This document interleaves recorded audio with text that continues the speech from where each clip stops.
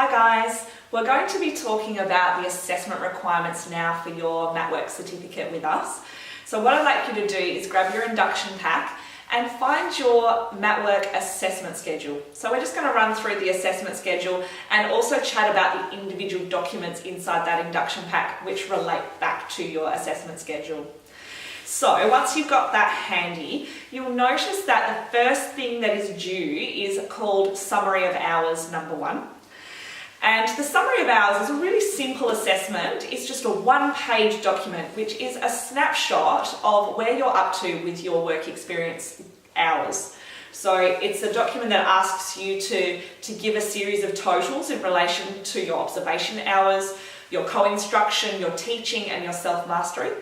And it's just there for you and for us to make sure that you're keeping on track with your hours and that you're not going to need an extension down the track. So just to make sure that everything is tracking the way we want it to be. So when you're submitting that assessment, we just want that one page of totals. We don't need your log sheets attached, and you're just going to be popping an assessment submission form on top of that. So every single assessment is going to be submitted with that assessment submission cover sheet. We'll talk about that in a little while. All right, so that's the summary of hours. And then the next thing you'll see is your written assignment. So written assignment, you'll find that in your induction pack. And we recommend actually that you start on that pretty much straight away. So after you've had your first weekend contact, we will have covered off the first section of theory, and that's going to relate to certain questions in that written assignment.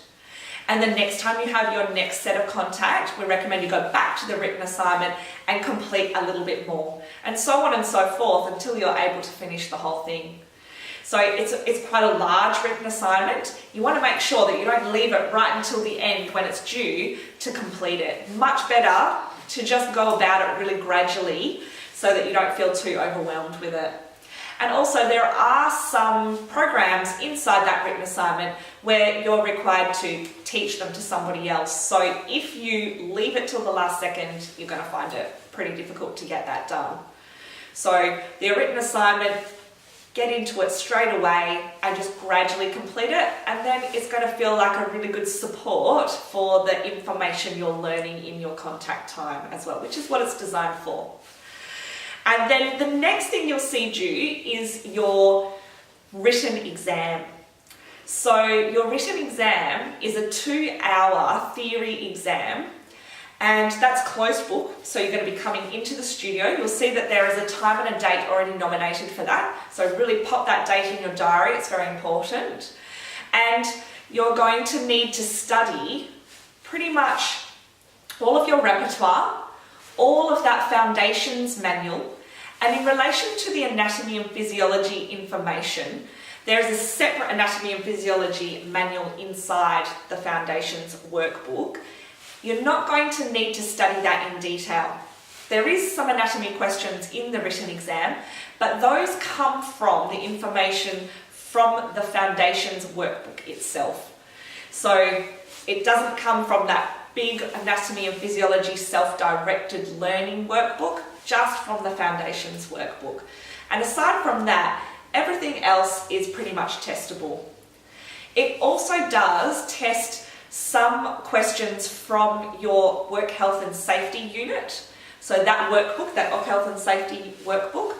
But we recommend that you don't spend a huge amount of time studying that in detail because there are only a few questions and they're really very simple and in relation to the Pilates environment. So if you're looking for guidance on where to put your study time, do firmly keep it in the Pilates realm and just know that all of that other information is there as a backup for you too.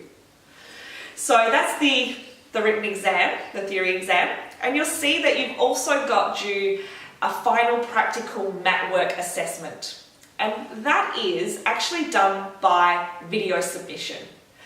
And there's a few reasons why it's done by video submission. First of all, we are an RTO, so that's a registered training organisation, and that means that we are subject to government auditing from time to time.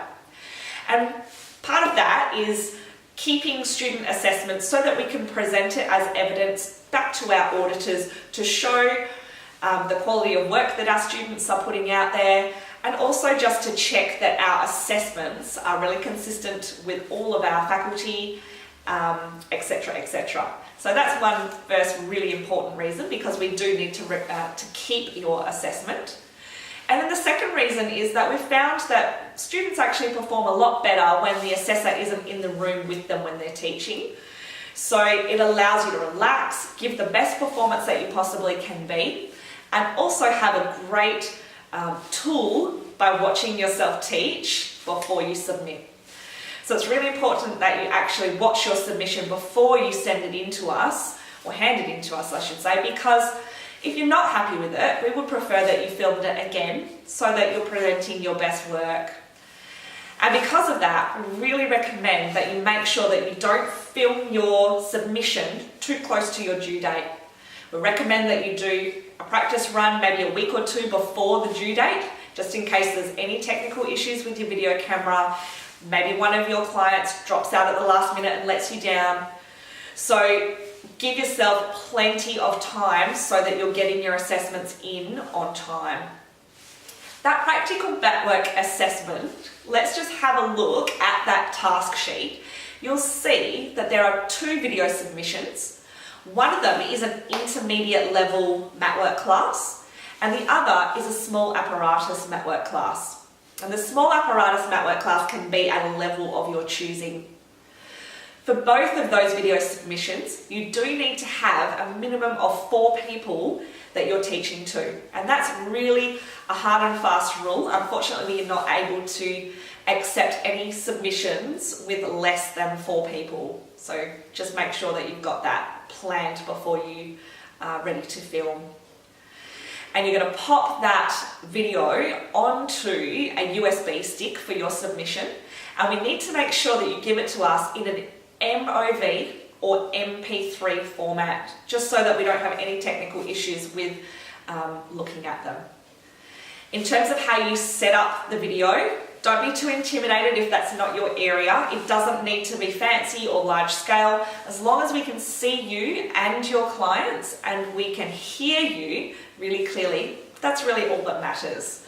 So it can be a video camera, it can be off your laptop, whatever it takes to make a nice clear recording of you, your clients, and clearly audible as well. If it isn't, sometimes we might have to ask you to resubmit, so you want to make sure that you're really covering your requirements there. And then part of your final assessments as well is a few things that you're going to submit, not for marking, but just that we can check that you've completed them.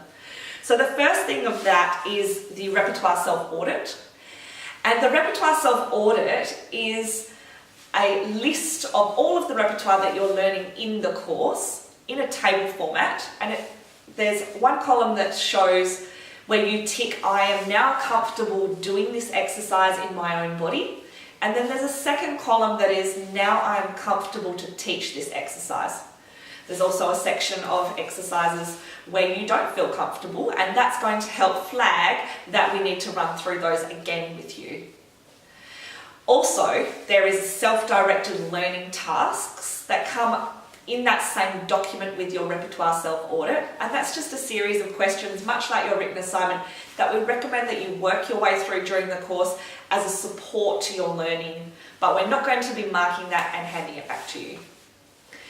And then the other document that you'll need to hand in at the end is going to be your completed log sheets.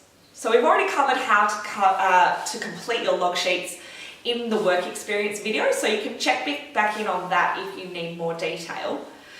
But the log sheets, you need to make sure that you've hit all of your minimums and you're going to submit those with all the signatures along with your practical submission and your repertoire self-audit. And also, finally, with your observation tutorials. So your observation tutorials, you'll find those in your induction pack as well. And that's just a sequence of worksheets that you can fill out as you're doing your observation hours. There isn't a tutorial for every single hour, so you're going to need to choose when you would like to fill them out. But they relate to helping to give you more of an idea of what you should be looking at. So it'll ask you to look at a particular person in the class doing a particular exercise and to make notes about what you might see, what their posture looks like, how they're moving.